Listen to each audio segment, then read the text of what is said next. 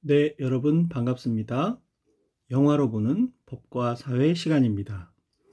오늘은 화면에 보이는 것처럼 미션 스쿨이라는 영화를 통해서 종교와 법의 관계에 대해서 생각해 보도록 하겠습니다. 종교와 법은 과연 무슨 관계일까? 2015년 10월에 개봉한 영화인데요. 먼저 예고편을 보고 오도록 하겠습니다.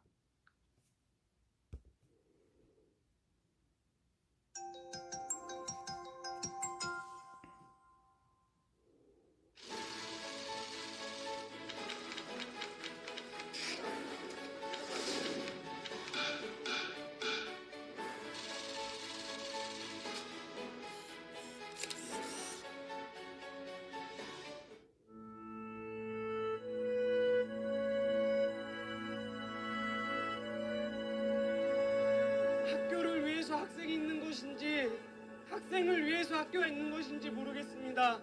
이게 말이 됩니까? 네 생각은 잘 알겠지만 지금 당장 어떻게 할 수 있는 문제는 아니야. 잘못된 건 바꾸고 틀린 건 고치면 되는 거잖아요. 예수님께서는 원수도 사랑하라고 하셨습니다. 하지만 학생들에게 종교를 강요하는 선생님들이 원수를 사랑할 수 있을까요? 저는 오늘부터 예배를 거부하겠습니다.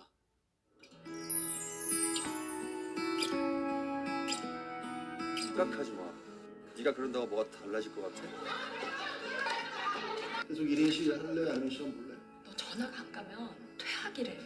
그럼 아무것도 달라지는 게 없잖아.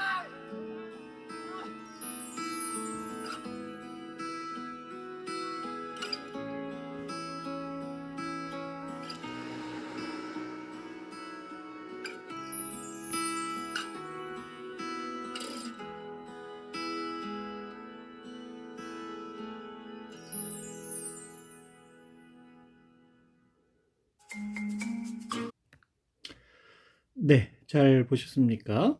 강의안을 보면서 같이 이야기해 보도록 하겠습니다. 포스터에 나오는 것처럼 또 예고편에서 보신 것처럼 영화는 종교의 자유에 대해서 본격적으로 다루고 있다고 하겠습니다. 종교라는 것은 여러분도 잘 아시겠습니다마는 신이나 초자연적인 절대자 또는 힘에 대한 믿음을 말하지요. 그리고 그 믿음을 통해서 인간 생활의 고뇌를 해결하고 삶의 궁극적 의미를 추구하는 문화 체계를 말합니다. 그러한 종교 생활에서 가장 기본적인 요소는 아마도 예배가 될 텐데요. 영화에서 보는 것처럼 미션 스쿨이라는 영화에서는 예배를 거부하는 한 학생의 이야기를 담고 있습니다. 우리나라 헌법 제20조는 모든 국민은 종교의 자유를 가진다.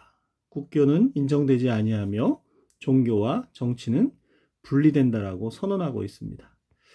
어떻게 보면 지극히 당연한 내용을 담고 있는 것처럼 보이지만 이러한 종교의 자유가 실현된 건 세계 역사상 그렇게 오래된 일이 아닙니다. 흔히 종교인들은 자신이 믿고 있는 진리의 절대성과 우월성을 주장하기 때문에 자기와 다른 종교를 거부하거나 배격하기가 쉽습니다. 그렇지만 다른 종교에 대해서 관용을 가져야 한다는 가르침은 여러 종교들에서 발견이 되지요.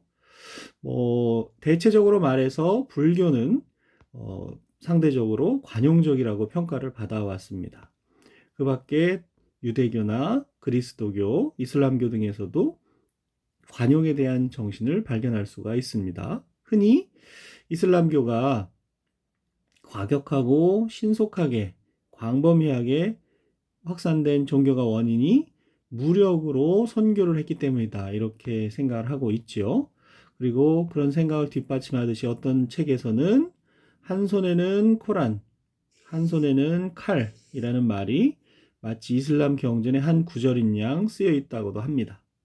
하지만 정작 이슬람교의 경전인 코란, 꾸란이라고도 하는데 거기 보면 종교에는 강제가 있을 수 없다. 또 사람들을 강요해서는 믿음을 갖게 할 수 없다. 라고 해서 신앙의 자유를 상당히 설교하고 있다고 합니다. 한편 그리스도교에서도 다른 종교에 대한 관용 및 종교적 자유에 대한 가르침은 오랜 역사를 가지고 있습니다. 그래서 이미 3세기경 주요 신학자였던 테르툴리아누스라는 사람은 종교의 자유가 인간의 권리이자 자연의 특권이라고 주장함으로써 종교의 자유에 대한 기초를 마련한 것으로 평가받습니다. 한편 다른 종교에 대해서는 관용적 입장을 취하면서도 같은 종교 내의 다른 교리, 즉 이단이라고 생각되는 그런 데에 대해서는 관용이 허용되지 않은 것을 볼 수가 있는데, 특히 그리스도교 역사는 교회의 권위에 도전하거나 교회에 맞서는 교리적 견해를 주장했던 사람들을 용납하지 않았던 경우가 적지 않습니다. 예를 들어서 13세기에 신학대전이라는 책을 통해서 신의 존재를 논증한 바 있는 토마스 아퀴나스라는 유명한 학자가 있죠. 이분은 이교도들에 대해서는 상대적으로 너그러웠으면서도 그리스도교 내부의 이단들에 대해서는 결코 용납하려 하지 않았다고 합니다.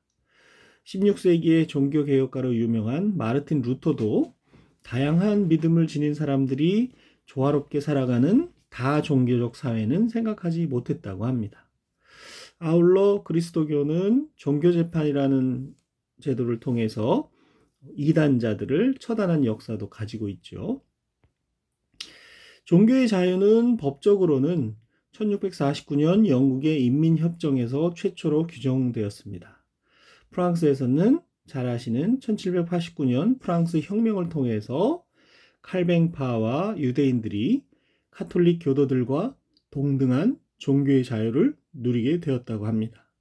미국에서는 영국에서 건너간 청교도들의 신대륙이주 초기에 비관용 정책이 시행되고 종교의 자유에 반대하는 움직임도 있었으나 그 험한 바다를 건너서 미국으로 종교의 박해를 통해서 피해서 간 거 아니겠습니까? 그런 역사적 배경을 생각해 보면 충분히 이해가 되는데, 1791년 헌법에서 세계 최초로 교회와 국가를 분리하는 정교 분리 원칙을 규정한 나라가 미국이 되겠습니다. 동시에 종교 행사의 자유도 규정을 하였는데요. 독일에서는 1794년 프로이센 보통법전에 종교의 자유가 규정되기에 이른다고 합니다. 이처럼 종교의 자유가 근대 헌법이나 권리장전에서 기본적 인권 또는 시민적 자유의 하나로 규정되고 보장된 것은 종교의 자유를 획득하기 위한 오랜 투쟁의 결과였습니다. 19세기 독일의 법학자인 예링이라는 법학자가 있는데, 유명한 권리를 위한 투쟁이라는 책에서 노예제도와 농노제도 폐지, 토지 소유권과 종교의 자유 보장 등이 격렬하고 때로는 수세기 동안 계속된 투쟁을 통해 획득됐다는 점을 지적한 바가 있습니다. 2차 세계대전 이후 종교의 자유가 비로소 세계 각국에서 널리 인정되는 공리가 되었지요. 이와 같이 법에 의해서 종교의 자유가 규정되었다 하더라도 실질적으로 종교의 자유가 충분히 실현되고 있는 것인지는 쉽게 말하기 어려운 것 같습니다. 화면에서 보는 것처럼 또 예고편에서 보신 것처럼 이 이바울이라는 학생은 종교의 자유를 주장하면서 학생이 종교를 위해서 존재하는 것인지 종교가 학생을 위해서 존재하는 것인지 모르겠다라는 말을 하게 되는데요. 그와 같은 사연을 잠깐 살펴보면 영화에도 나왔습니다만 저는 오늘부터 예배를 거부하겠습니다. 예수님께서는 원수도 사랑하라고 하셨습니다. 하지만 학생들에게 종교를 강요하는 선생님들이 원수를 사랑할 수 있을까요? 라는 말을 하게 됩니다. 미션스쿨의 주인공 이바울의 말인데요. 미션스쿨은 여러분이 잘 아시겠지만 본래 그리스도교의 선교부가 개척지 선교사업의 일환으로 설립한 학교를 말하지요.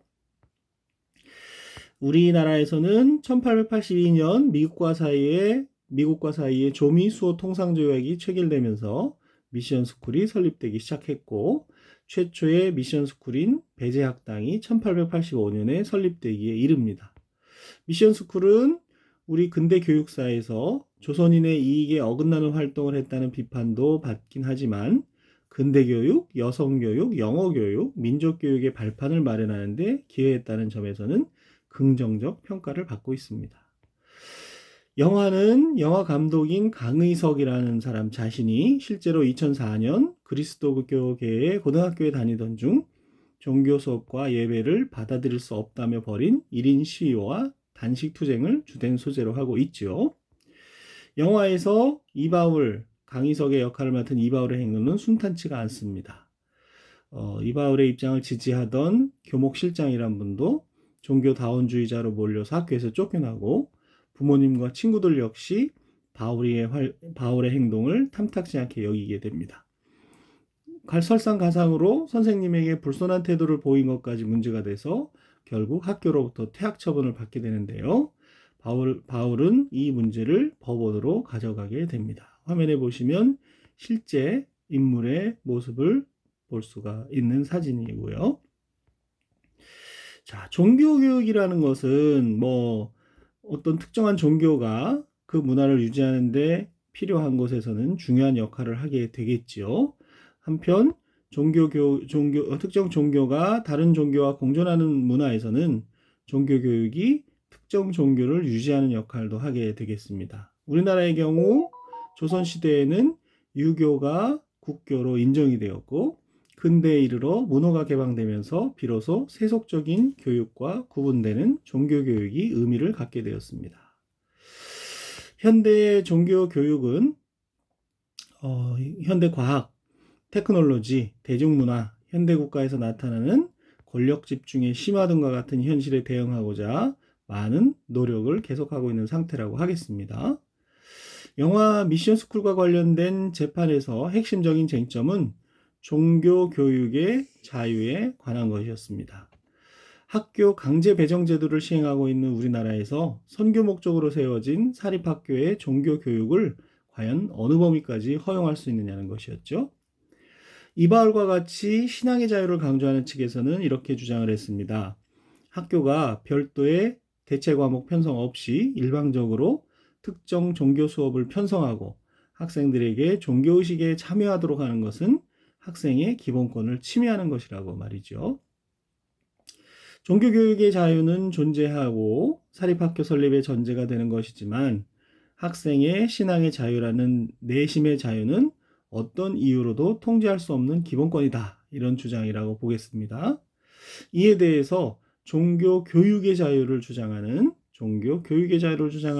학교 측은 이렇게 맞섰지요. 사립학교 교육에 대한 국가의 간섭은 사립학교가 공교육을 담당하고 있는 한도, 즉 학력 인정에 필요한 교육의 충실을 도모하는 한도에 그쳐야 한다라고 말했습니다. 교육의 중립성은 정치적 중립성을 말하는 것일 뿐이지 종교적 중립까지 제한할 수는 없다. 사립학교는 국공립학교와는 본질적으로 다르다. 이렇게 얘기를 한 것이죠. 자, 2010년 4월에 대법원의 판결이 내려지게 되는데 다수 의견은 다음과 같은 결론을 내리게 됩니다. 학교에 대한 선택권 없이 강제 배정으로 입학한 학생들에게 건전한 상식의 한계를 벗어난 특정 종교의 의식과 종교 교육을 강요하는 것은 헌법상 기본권인 종교의 자유를 침해한 것으로 위법하다라고 판결을 하게 됩니다. 나아가서 영화 속 주인공이었던 강희석 씨, 실제 인물 강희석 씨의 퇴학 사유가 되었던 담임 교사에 대한 불손한 행동은 결코 가벼운 것이라고 볼 수 없지만 퇴학 처분은 지나치다고 덧붙였습니다. 헌법이 보장하는 종교의 자유는 내면적인 신앙의 자유와 내면적으로 신앙의 자유, 외면적인 종교적 행위의 자유로 크게 구분할 수가 있는데요. 내면적인 신앙의 자유는 사람이 어떤 종교든지 믿고 싶은 것을 믿고 믿고 싶지 않은 것을 믿지 않을 자유를 말합니다. 이에 반해서 외면적인 종교적 행위의 자유는 여러 가지 형태로 신앙을 표현하는 자유로서 행위의 내용에 따라 예배의 자유, 종교적 집회 결사의 자유, 종교 교육의 자유, 선교겠죠. 선고가 아니라 선교의 자유 등 종교적인 여러 활동의 자유가 포함이 됩니다. 학교 측에서 주장했던 종교교육의 자유가 바로 이 종교적 행위의 자유의 하나였던 것이죠. 영화 미션스쿨은 바로 이러한 신앙의 자유와 종교교육의 자유가 정면으로 충돌했던 사안이라고 할 수 있습니다. 여러분은 대법원의 결론이 수긍이 되십니까? 만약 수긍이 안 되더라도 너무 낙담할 일은 아닙니다. 대법원 판결에도 학교 측의 입장을 지지하는 소수 의견이 있었으니까요. 세상에는 언제나 간단히 결론을 내릴 수 없는 일들이 존재하기 마련입니다. 1948년 국제연합이 채택한 세계인권선언 제18조는 종교의 자유에 대해서 이렇게 선언하고 있습니다. 사람은 누구나 사상, 양심, 종교의 자유를 누릴 권리를 가진다. 이 권리는 자신의 종교 또는 신념을 바꿀 자유와 자기 혼자서 또는 남들과 함께 공공연히 또는 은밀하게 그의 종교나 신념을 교육, 행사, 예배, 의식이라는 형태로 밝히는 자유를 포함한다 라고 말이죠. 자, 중요한 건 내 종교가 소중한 바로 그만큼 남의 종교를 존중해야 한다는 생각입니다. 그리고 함부로 다른 사람의 종교를 비난해서는 안 된다고 생각이 됩니다. 하지만 맨 처음에 살펴봤던 것처럼 종교인들은 자신이 믿고 있는 종교의 진리가 절대적이고 우월하다는 주장을 보통 하기 때문에 자기와는 다른 종교를 거부하거나 배격하기가 쉽습니다. 세계 각지에서 종교의 차이로 인해 발생하는 갈등과 분쟁이 사라지지 않는 이유도 여기 이런 배타성에 있지 않을까 그렇게 생각을 합니다. 종교의 영역에서도 우리에게는 관용과 포용의 정신이 필요하다고 생각이 됩니다. 자, 생각해보기 문제에서는 아래의 기사를 읽고 자신의 생각을 160자 이상 200자 이내로 적어보자 이렇게 했습니다. 국가인권위원회에서 최근에 기독교 대학에서 채플 예배를 받는 수업이죠. 예배를 보는 수업. 그 채플을 문제 삼으면서 대체 과목을 개설하라는 권고를 내린 것과 관련해서 한국교회 언론회에서 논평을 발표를 했는데요. 그 언론회의 논평의 주요한 요지는 기독대학에서의 예배는 기독교적 소양으로서 중요하다라고 하면서 국가인권회의 지나친 간섭이 종교의 자유를 침해한다고 비판을 한 사건이죠. 그래서 아래 내용을 쭉 보시면 언론회에서 발표한 그 논평의 내용을 쭉 담고 있습니다. 그래서 영화에서 다루었던, 이번 강의에서 다루었던 종교의 자유에 대해서 생각해 볼 문제를 계속 던져주고 있습니다. 그래서 여기서는 미션 스쿨이라는 말 대신에 종립학교라는 말을 쓰고 있는데 비슷한 내용이라고 생각이 됩니다. 그리고 고등학교에서 벌어진 일이 아니라 기독대학에서 벌어진 일이라고 생각이 되는데 그 논리를 한번 쭉 따라가 보시고요. 그 논리에 따라서 과연 기독대학에서 채플이라는 수업을 필수로 만든 것, 그리고 그 채플이라는 수업을 듣지 않는 것이 어떤 문제가 될지, 그 채플을 듣도록 강제하는 것이 종교의 자유와 어떤 관련이 있는지 이 기독 언론회의 입장도 상당히 설득력 있어 보이니 그 내용을 읽어보시고 자유롭게 여러분의 입장을 한번 밝혀봤으면 좋겠습니다. 그 내용은 크리스천 연합 신문이라는 신문에서 2021년 6월 14일 인터넷에 실린 내용을 가져왔습니다. 결론적으로 언론회에서는 국가인권회의 권고를 철회해라 이런 주장을 하고 있는데요. 그 이유로서 종교의 자유를 들고 있는데 과연 그런 종교의 자유를 근거로 한 언론의 주장이 일리가 있는 것인지 그렇지 않은 것인지 여러분이 한번 판단을 해 보시기 바랍니다. 그리고 한편 강의를 듣는 학생들 중에도 종교를 믿는 분들이 많을 텐데요. 가능하면 종교의 자유라는 것 측면에서 다른 종교를 어떻게 받아들일 것인지 어떻게 대할 것인지 한번 깊이 생각해 보는 계기가 되었으면 좋겠습니다. 그런 의미에서 이번 강의는 종교의 자유라는 제목으로 살펴보았습니다.